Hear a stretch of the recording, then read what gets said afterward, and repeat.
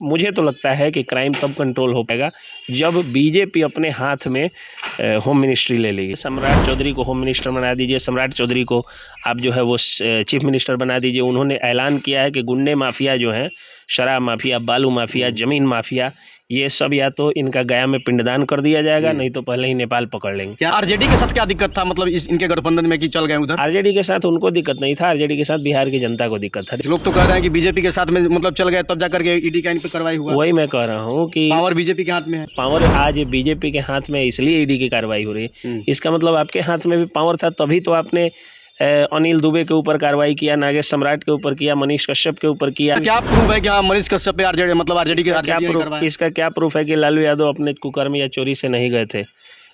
वो लोग क्या कहते हैं कि बीजेपी वाले करवाते हैं। नागेश सम्राट के हाथ पर जय श्री राम लिखा हुआ था, तो उस पर डंडा से मार रहे थे कि इस पर तो जय श्री राम लिखा हुआ है तो तुमको चोट नहीं लगेगी। तो ये जो अत्याचार हुआ, ये जो अत्याचार की कहानी लिखी गई, ये कहाँ तक जायज़ था? क्राइम आज भी हो रहा है, लेकिन आज हम लोग क्राइम के खिलाफ मुखर होकर बोल सकते हैं। पहले क्या था कि अगर क्राइम हुआ और आपके जिले में मान लीजिए 10 मर्डर हो गया एक महीने के अंदर, पहले मतलब जैसे पटना, हाँ जैसे पटना में आरजेडी की सरकार में जो लोग उनके खिलाफ कुछ बोलने की कोशिश किए, उन सबके खिलाफ एफआईआर करके और सरकारी दमन और उत्पीड़न उनके साथ किया गया। नीतीश कुमार कभी इधर जा रहे हैं, कभी उधर जा रहे हैं, पलटू चाचा भी इनको नाम दे दिया गया। कहने के लिए लोग कहते हैं, लेकिन पलटू कौन लोग हैं? नीतीश कुमार तो शुरू से अकेले एक जगह पे है। नीतीश कुमार काफी अच्छा काम किए शुरू के दिनों में, 2005 से लेकर 2012 तक जो उन्होंने काम किया वो अपने आप में ऐतिहासिक था। नमस्कार, अभी हम लोग मोतिहारी में हैं और अभी हमारे साथ जाने माने वकील और इनको पत्रकारों का वकील भी कहा जाता है, एसके पंकज सर है, जो आप इनको मतलब पहचान भी रहे होइएगा।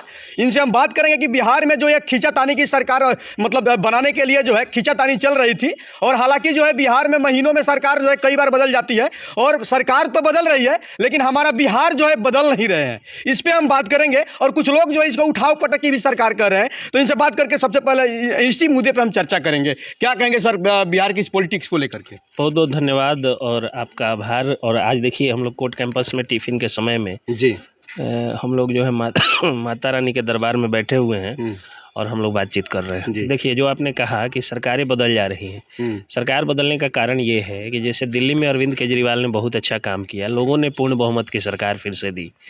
तो लोग अगर बहुमत देते नीतीश कुमार को, तो नीतीश कुमार को दूसरों के साथ गठबंधन करने की जरूरत नहीं पड़ती। नीतीश कुमार काफ़ी अच्छा काम किए शुरू के दिनों में, 2005 से लेकर 2012 तक जो उन्होंने काम किया वो अपने आप में ऐतिहासिक था। शायद ही किसी राज्य के मुख्यमंत्री ने इतना अच्छा काम किया हो जितना नीतीश कुमार ने किया, लेकिन उस हिसाब से बहुमत नहीं मिल पाया। जनता ही ऐसा कि नीतीश कुमार को अगर पूर्ण बहुमत मिला होता तो फिर उठापटक की सरकार कभी नहीं हो पाती। लेकिन जनता ने पूर्ण बहुमत नहीं। नीतीश कुमार कभी इधर जा रहे हैं, कभी उधर जा रहे हैं, पलटू चाचा भी इनको नाम दे दिया गया। कहने के लिए लोग कहते हैं, लेकिन पलटू कौन लोग हैं? नीतीश कुमार तो शुरू से अकेले एक जगह पे है, सीएम तो वही है, पलट तो केवल डिप्टी सीएम रहे। मैंने कहने का मतलब है कि गठबंधन कर रहे हैं, कभी इसके साथ कभी उसके साथ। मैं वही कर रहा हूँ, तो आरजेडी और बीजेपी वाले ना इनके साथ गठबंधन कर रहे हैं। ये तो अक्सर एक जगह स्टैटिक है, ये भी तो एक जगह नहीं ना है, ये भी तो मतलब इधर उधर करिए ना रहे हैं। उनके साथ मजबूरी है, उनको अपनी पार्टी में बहुमत है नहीं, बहुमत मिला होता तो नहीं किया जाता। अल्टीमेटली वो काम बहुत अच्छा। आरजेडी के साथ क्या दिक्कत था, मतलब इनके गठबंधन में कि चल गए उधर? आरजेडी के साथ उनको दिक्कत नहीं था, आरजेडी के साथ बिहार की जनता को दिक्कत था। देखिए, आज तेजस्वी यादव के घर पर जब अगर तेजस्वी यादव के ऊपर ईडी की कार्रवाई होती है, कुछ लोग तो कह रहे हैं कि बीजेपी के साथ में मतलब चल गए तब जाकर के ईडी का इन पे कार्रवाई हुआ। वही मैं कह रहा हूँ कि पावर बीजेपी के हाथ में है। वही मैं कह रहा हूँ, तो अगर पावर आज बीजेपी के हाथ में, इसलिए ईडी की कार्रवाई हो रही है। इसका मतलब आपके हाथ में भी पावर था, तभी तो आपने अनिल दुबे के ऊपर कार्रवाई किया, नागेश सम्राट के ऊपर किया, मनीष कश्यप के ऊपर किया, राकेश तिवारी के ऊपर किया, हजारों लोगों पर एफआईआर, सैकड़ों लोगों पर एफआईआर किया, सबकी आवाज़ को दबाने की कोशिश की। क्या था हिम्मत की आरजेडी के सरकार के? मतलब इसका क्या प्रूफ है कि हाँ मनीष कश्यप पे आरजेडी मतलब आरजेडी के क्या प्रूफ? इसका क्या प्रूफ है कि लालू यादव अपने कुकर्म या चोरी से नहीं गए थे? वो लोग क्या कहते हैं कि बीजेपी वाले करवाते हैं। तो ये चीज़ है। दूसरी बात कि उनका तो चारा चोरी का आरोप सिद्ध भी हो चुका है, वो तो सजायाफ्ता मुजरिम भी है।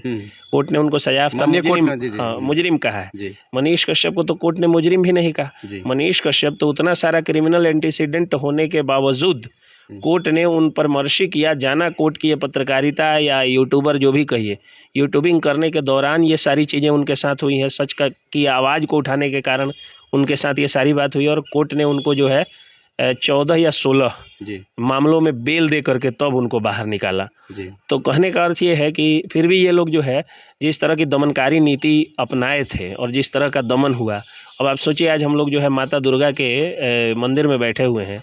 कल मनीष कश्यप कह रहे थे कि बिहार सरकार के एक बहुत बड़े अफसर हैं, IPS अधिकारी हैं वो बिहार में, जी वो नागेश सम्राट के हाथ पर जय श्री राम लिखा हुआ था, तो उस पर डंडा से मार रहे थे कि इस पर तो जय श्री राम लिखा हुआ है तो तुमको चोट नहीं लगेगी। जी तो ये जो अत्याचार हुआ, ये जो अत्याचार की कहानी लिखी गई, ये कहाँ तक जायज़ था।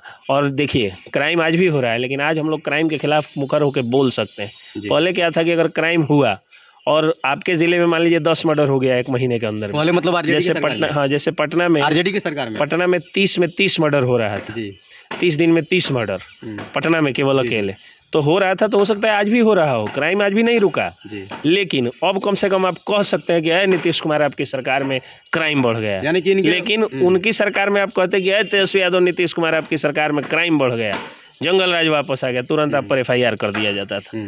जो लोग भी उनसे जो है वो लड़े और जो लोग भी उनके खिलाफ कुछ बोलने की कोशिश किए, उन सबके खिलाफ FIR करके और सरकारी दमन और उत्पीड़न उनके साथ किया गया, सरकारी शोषण किया गया। इसलिए अब सरकार बदली है। मुझे तो लगता है कि क्राइम तब कंट्रोल हो पाएगा जब बीजेपी अपने हाथ में होम मिनिस्ट्री ले लेगी, क्योंकि ट्रांसफ़र पोस्टिंग जब तक बीजेपी के हाथ में नहीं आएगा, पुलिस जब तक बीजेपी के हाथ में नहीं आएगी, तब तक क्राइम पूरी तरह से कंट्रोल, जिस तरह से आज यूपी में हो गया है, गुंडे माफियाओं के घर पे बुलडोजर चल रहा है, उस तरह बिहार में नहीं। यानी कि आप चाहते हैं कि पूर्ण रूप से जब तक सम्राट यानी आप कहना चाहते हैं बना दीजिए, सम्राट चौधरी को होम मिनिस्टर बना दीजिए, सम्राट चौधरी को आप जो है वो चीफ मिनिस्टर बना दीजिए। उन्होंने ऐलान किया है कि गुंडे माफिया जो हैं, शराब माफिया, बालू माफिया, जमीन माफिया, ये सब या तो इनका गया में पिंडदान कर दिया जाएगा, नहीं तो पहले ही नेपाल पकड़ लेंगे। क्या लगता है कह दिए हैं तो कर भी देंगे का? उनको तो देखते हैं, बहुत डायनेमिक पर्सनालिटी हैं, अच्छे लोग हैं। एक उम्मीद रहता है सरकार से कि बिहार जो है बदलेगा, एजुकेशन सिस्टम हो, स्वास्थ्य सिस्टम हो, हर तरीके की जो यहाँ की सिस्टम चल रही है, जो लापरवाही से सब कोई मतलब काम कर रहे हैं वो सही तरीके से काम करेंगे। सबको ये सरकार से उम्मीद रहती है, लेकिन किसी भी क्षेत्र में ऐसा डेवलपमेंट दिख नहीं रहा है। नहीं दिख रहा है। अभी आप देखिए कि सम्राट चौधरी एक जो है वो कुशवाहा सम्मेलन में गए हुए थे, तो उन्होंने कहा कि कोई भी गुंडा माफिया नहीं बचेगा, उसका गया में पिंडदान होगा या नेपाल पकड़ लेंगे। इस तरह की जब वो बात बोल रहे थे तो बड़ा गर्व के साथ कह रहे थे कि मेरे जात में गुंडा माफिया नहीं होता है। तो ये कोई जरूरी नहीं है सर, किसी के जात में भी गुंडा माफिया हो सकता है, मैं मानता हूँ, लेकिन ये कहने का कुव्वत और हिम्मत सभी जाति के नेताओं में आ जाता तो कितना सुंदर बिहार हो जाता। अगर कोई भूमिहार नेता आकर के कहता कि हमारा भूमिहार गुंडा माफिया क्रिमिनल नहीं होता है, अगर कोई यादव नेता आके कहता कि हमारा यादव गुंडा माफिया क्रिमिनल नहीं होता है, राजपूत नेता आके कहता है गुंडा माफिया, ये भी तो जातिवाद हो गया कि क्रिमिनल नहीं होता है। जातिवाद अच्छे काम के लिए, आज भी जातिवाद हम लोग करते नहीं, अपने बाल बच्चों की शादी तो हम लोग जाते में करेंगे, लेकिन शादी के लिए जातिवाद करना, प्रेम के लिए जातिवाद करना बुरा नहीं है, नफरत के लिए जातिवाद करना बुरा है, वोट देने के लिए जातिवाद का मतलब दामाद और बहनोई जो है अपने जात का चुन लीजिए, नेता अपने जात का चुनिए, ये जरूरी नहीं। फिलहाल सर के बारे में आप क्या कहना चाहते हैं, सर की बातों के बारे में आप क्या कहना चाहते हैं, कमेंट बॉक्स में कहिएगा। और जो बिहार की अभी पॉलिटिक्स चल रही है, इस बिहार की पॉलिटिक्स के लिए भी आप क्या कहना चाहते हैं, कमेंट बॉक्स में कहिएगा। मिलते हैं अगले वीडियो में नई अपडेट के साथ, जब तक जय हिंद।